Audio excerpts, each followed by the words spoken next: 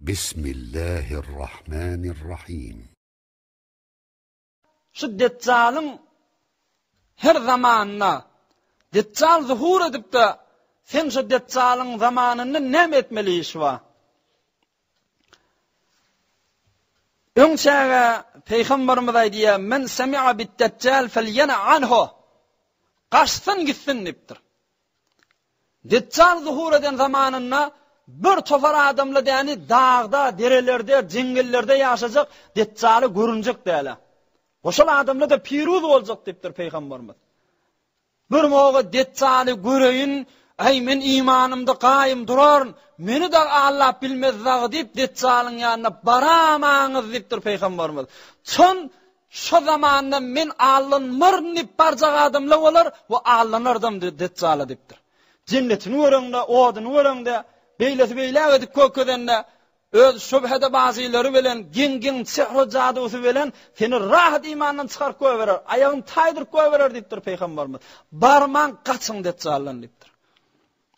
Amma Hudaý saklasyn, bilýärmi, şu zamanda Peygamberimiz aýdýarda: "Ekseru ittiba'at Deccal el-Yehuda wen-nisa." Rawahu İmam Ahmed. Deccalyň ýüzüne düşük bir Yahudiler boljak. Ola inşallah taala öwgde bir gurrunda kelasda inşallah agzar Yahudlar şu mahallamdan belki mundan öňçäk Deccalyň geljegini gözleşip otyrlar we Deccaly arka boljak da Yahudiler. Şu mahallamdan Deccalyň geljegine teýýarlyk görüp arka boljak bolup teýýarlyk görüp otyrlar. Amma ýene bir Deccaly beter allanjakly zinanyla dipdir Peygamberimiz. Zinanyla beter kän allanjak Deccaly. O näme dip? Wagşoň ýanyna barmaza rahat boljak ahyrym, gutorjak. Amma zinanylaň bir pis kylygy, bir gurrun bolanda, bir şawşaw bolanda, bazym barýada şu näme göreýin, bir zat eşdeýin, näme gaşo. Şu zamanda da bir üýşmelek bir şäherde bir zatda bir habar bolsa, bir ýöne üýş barýarlar şonu görmäge. Şyklyklary şomoga däni ziyanlaryna tamam boljak. Deccal turupdyr da Deccal zuhur edipdir dip zinanyly üýş barjakly Deccal görmäge, amma hemmiji kafir bolup däni guly boljakly Deccal. Biz evvel ketmeliýiňiz Peygamberimiz "Felyana anhu" gaçyň dipdir. Dağlarda, derelerde, kış ýurtlaryňyzda, owalaryňyzda geziberiň Deccal gelmäke dipdir. Amma bir moga Deccalyň girine düşseň näme? Peygamberimiz şähet aýdyp gidipdir ha Deccalyň gurrungyny. Yaman zat tabi. Adamyň imany bilen oýnaýan zatda. Dogry Firawnyň afet belasyndan güýçli bir Deccalyňki. Ya ibadallah fasbutu dipdir Peygamberimiz. Deccaly ruberu bolup Deccalyň eline düşseňiz, hey bir mugabilinde sabit kadam bolun, onuň jennetine alanyp, sowuk suwuna alanyp, ya cehenneminden gorkup imanyňyzda beramaň dipdir Peygamberimiz. Näme etmeli? Felyastagiz billah wal yaqra fawatihal kahf. Yadyňyzda bolsun ey musulman walla.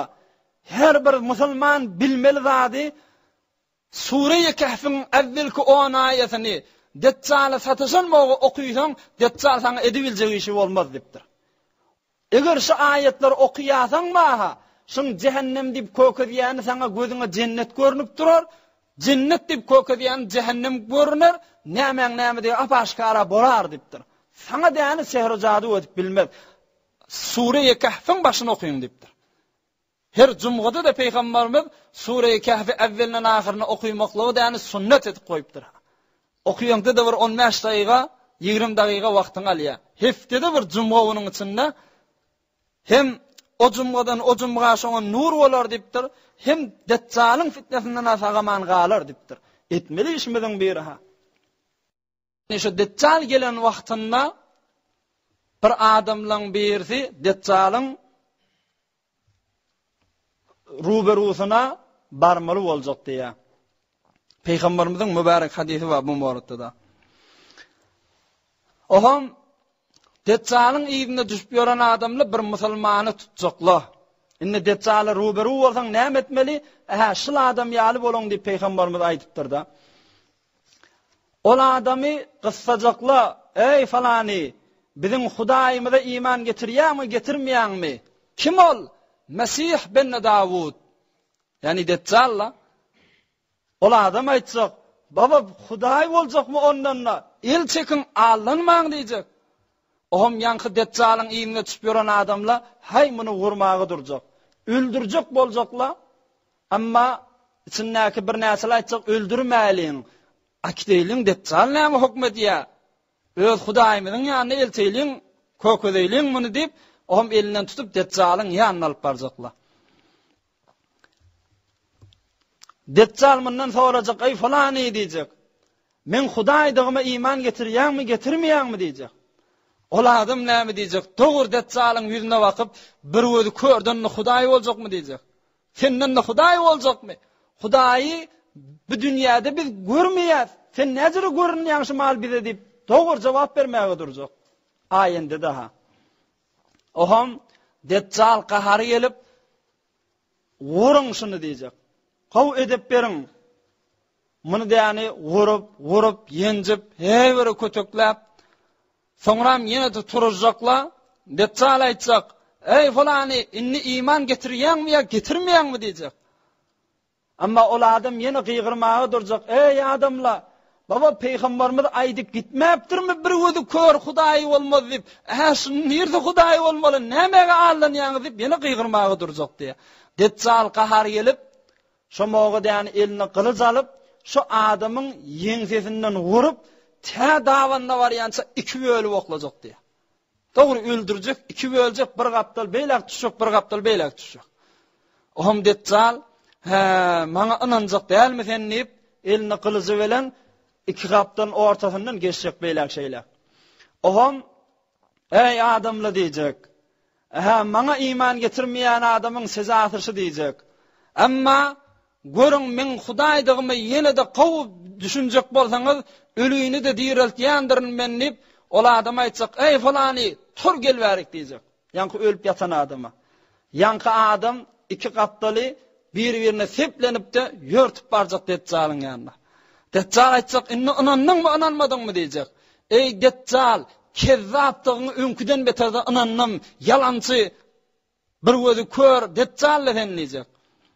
Ohum şonda Deccal qaharlanan kişi bolup ýene de öldürjek bolarda. Amma ol adam gygyrjak. Ey adamlar, şu Deccal beni bir gezek ölüp diýreltdi, inni öldürüp bilmeýär meni. Gözäňiz diýjek. Deccal'ın bir başarmayan zady, bir nefer bir öldürüp diýrelse, ýamyşgap öldürüp bilmeýär diýär. Her näzire men öldürjek bolasyn, başarmarşy, gelin gözäňizde diýip aýtjak ýanky adam. Amma Deccal'yny öldürüp bilmejegini bilýär, şondan qahar gelen kişi bolup, sen jaýyň cehennem diýäkany ýakasyndan tutup, oklajak cehennemle garşyn, ol adam gönünüp jennetiň içine düşjek. Peýgamberimiz aýtýar, bir ulu şehitleň biri boljak, olakon şahadat magamyny aljak şol adam diýär. Deccal'yň öwünde jur'at bilen korkman, Peýgamber janyň mübarek hadislerini eşiten soň, gylygyna ýetik bolan soň, Deccal'yň kezzapdygyny bilip, korkman jur'at bilen durjak. Deccal ahirde cehenneme okladym diýjek, amma o jennetiň içine girecek. Deccal Şam şerife garşyn uğrajak. Şam şerifde musulmanlaryň elinepde Hazreti Mehdi aleyhisselamyň fethedip hukumeti däni, şoň musulmanlaryň hukumeti goýuşy bilen şu Şam şerife barjak kulasa. Aham Şam şerife barypdy, şolada da şujura öz Hudaýlygyny iddia edip duran wagtynda hol Mehdi aleyhisselam serwalary bilen Konstantiniýany fethedip durdular. Şumalyň İstanbulyny, şonda şolaň arasyna habar geljek. Ey musulmanlar, öňküden beter olakon afat bela gelipdir. Deccal siziň oglonlaryňyzy kafir edip ýörtüň ýetiň diýip däne habar geljek diýär. Şondan ýanky musulmanlar, ýanky serwallar Mehdi aleyhisselam hemmejikler bile ýerine öwürilip däne Şam şerife garşyn geljekler. Oham bula ulu gurşatjekler Deccal bilen hemmejikler de teýýar, ellerini kılıç alyşyp musulmanlara. Deccal'yň da bir tofar serwallary bar. Yahudiler ýerine düşüp ýerler. Arka bolup gelip ýerler. برای مشاهده ویدیوهای بیشتر و کانال یوتیوب سخنرانی های علمای ترکمن سر بزنید، مشترک بشید و منتشر کنید، اجر ببرید.